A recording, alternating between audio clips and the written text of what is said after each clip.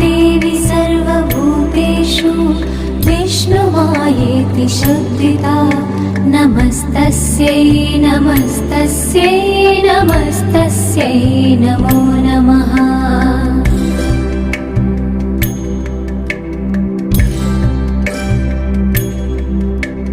या देवी सर्वभूतेषु चेतनेत्यभिधीयते नमस्तस्यै नमस्तस्यै नमस्तस्यै नमो नमः।